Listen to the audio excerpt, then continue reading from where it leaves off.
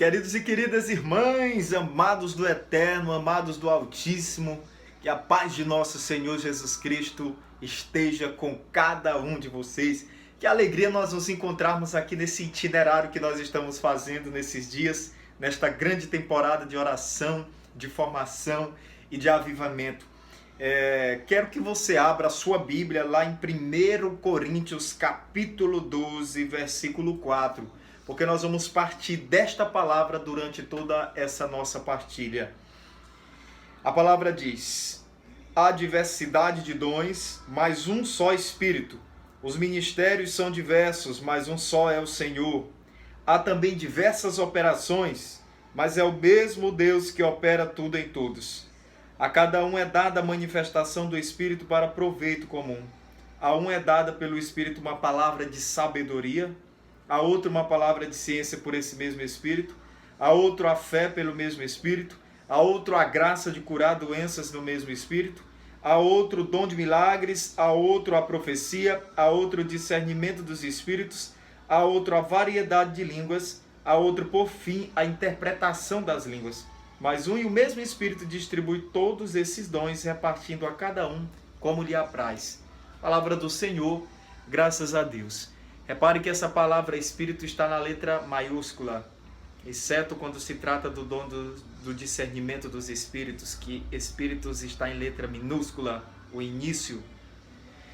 Está em letra maiúscula exatamente porque se trata do Espírito Santo, a terceira pessoa da Santíssima Trindade, que nos dá os dons, que nos dá esses carismas.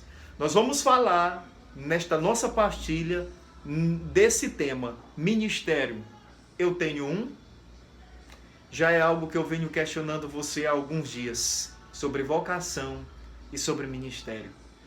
Porque se nós temos uma vocação acertada, o nosso ministério será um ministério contagiante, isto é, vai edificar vidas no reino de Deus, que é a igreja. Esse termo ministério, que aparece aqui em 1 Coríntios 12, versículo 5, ele é um termo neotestamentário. Ele aparece na Bíblia, no Novo Testamento. E a palavra ministério, ela significa serviço. O sentido etimológico, o sentido mais profundo da palavra ministério é serviço. E eu falava que o Espírito Santo é o doador dos ministérios, como é o doador dos dons. Como disse essa palavra que nós lemos agora do versículo 5 ao versículo 11 de 1 Coríntios 12. E eu quero falar para você que tudo isso começa na nossa vida através do nosso batismo. Pelo batismo, eu já falei aqui para você em outros vídeos, nós nos tornamos membros do corpo de Cristo, que é a igreja, e também fazemos parte da missão de nosso Senhor Jesus Cristo. Fazemos parte do seu ministério régio, do seu ministério profético, do seu ministério sacerdotal. Somos, pelo batismo e pela crisma, reis, profetas e sacerdote. Não no sentido estrito, mas no sentido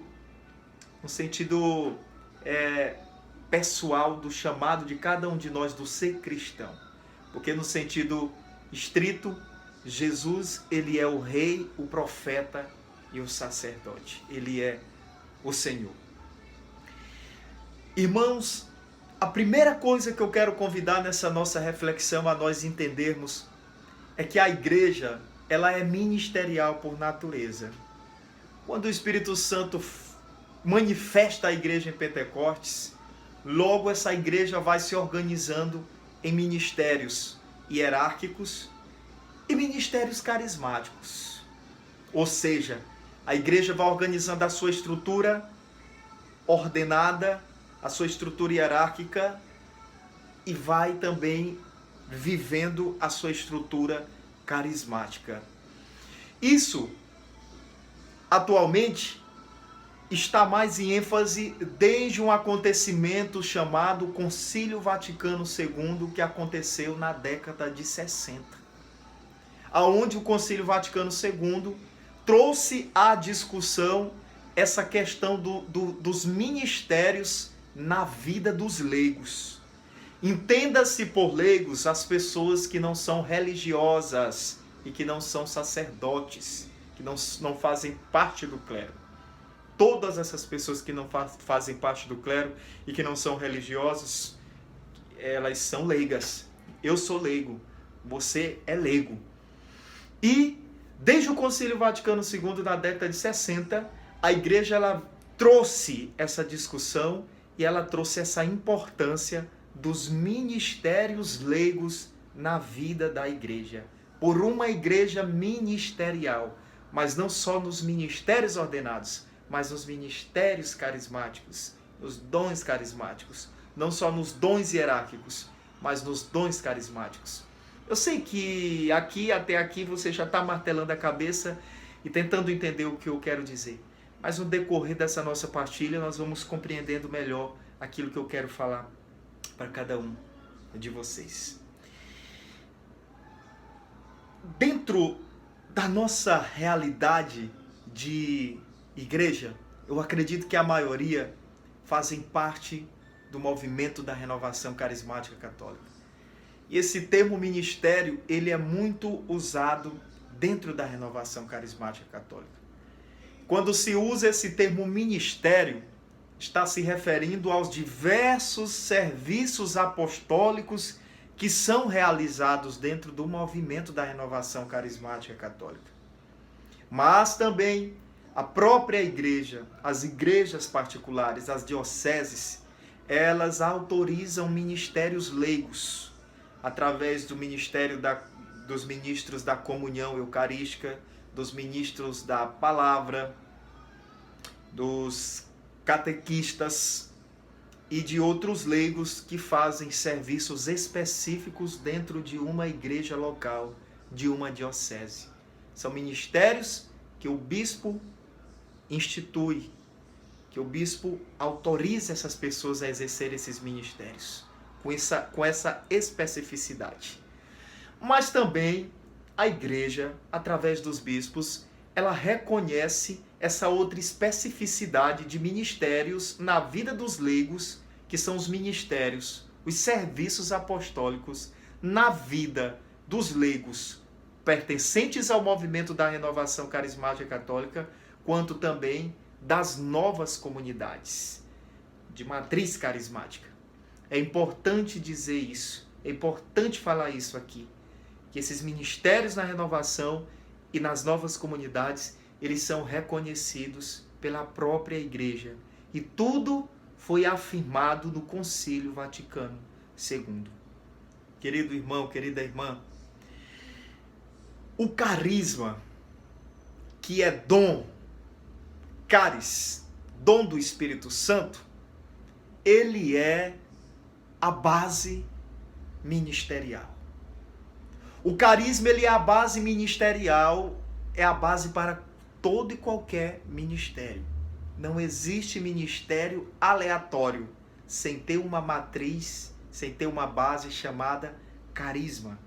E o carisma, por sua vez, nasce da graça batismal, da graça sacerdotal, da graça régia de nós pertencemos a Cristo e Ele doar os seus dons, nos dando o Espírito Santo.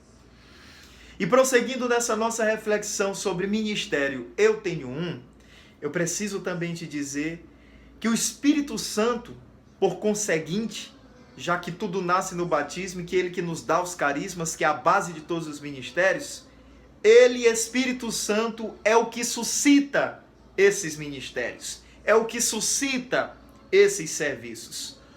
E uma coisa muito importante que você e eu precisamos entender: todo ministério é para a comunidade. É lógico que as pessoas exercem seus ministérios, elas descobrem, experimentam uma graça ministerial e começam a exercer seu ministério. Mas o seu ministério é algo que parte do particular para o geral, do pessoal para o comunitário. Não existe ministério para a pessoa, para a edificação própria tão somente. Embora o ministério também edifique essa pessoa pessoalmente. Mas todo ministério é para a edificação da igreja, é para a edificação do corpo de Cristo. Porque a palavra que nós lemos no início nos diz que ele nos dá, o Espírito Santo nos dá os dons, os carismas e por conseguinte também os ministérios para a edificação do corpo de Cristo, que é a igreja, que é a comunidade. E dentro desse universo dos ministérios, existem as estruturas ministeriais. E essas estruturas ministeriais, como nós a conhecemos no nosso dia a dia, como nós as conhecemos no nosso dia a dia, elas servem para apoiar as necessidades da evangelização. Não se cria um ministério, não se cria cargos na igreja ou dentro do movimento da nova comunidade a bel prazer, para satisfação humana. Mas existem ministérios para satisfazer as necessidades da evangelização.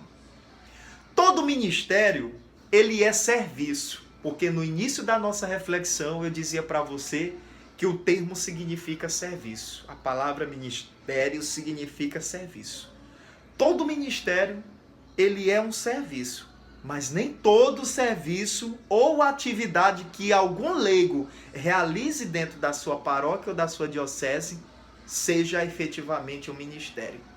Porque o que caracteriza um ministério é essa graça carismática, é um carisma próprio. Começo a te dar um exemplo. Uma pessoa que trabalha numa paróquia de secretaria ou então de sacristão, ele faz um serviço para a comunidade? Sim.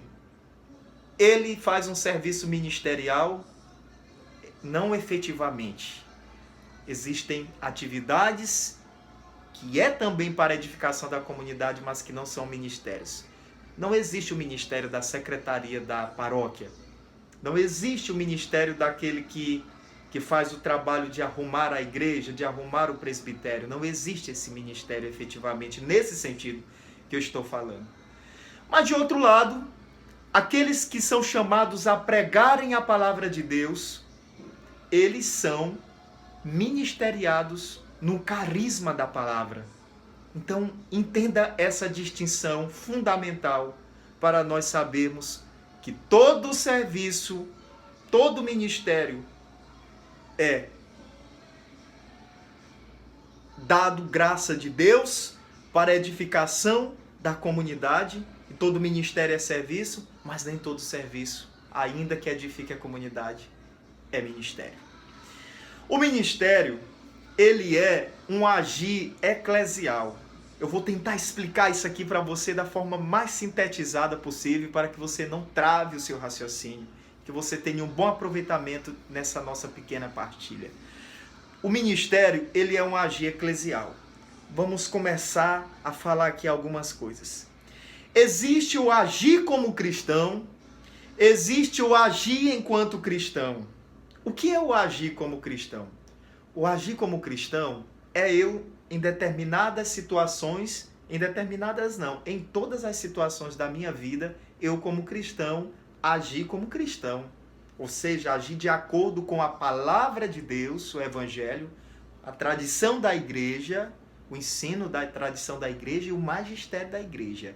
Eu vou agir com a minha consciência efetivamente embasada naquilo que a igreja está ensinando. Eu vou agir como cristão, porque eu conheço Jesus e eu conheço a igreja e a palavra. Então eu vou agir como cristão. Existe também o agir enquanto cristão.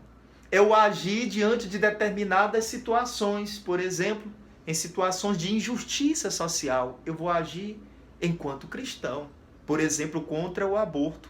A igreja foi, é e sempre será terminantemente contra a descriminalização do aborto em qualquer hipótese.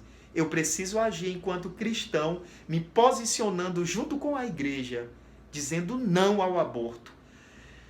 Beleza, entendemos o agir como cristão e agir enquanto cristão. Mas também existe outra coisa muito importante aqui. O agir cristão e o agir eclesial. O agir cristão é a própria ação do cristão em prol da evangelização. Porque todo batizado tem que evangelizar. Quando eu falo assim, tem que evangelizar, parece que é uma coisa obrigatória. Mas a palavra de Deus, São Paulo nos diz, ai de mim se eu não pregar o evangelho.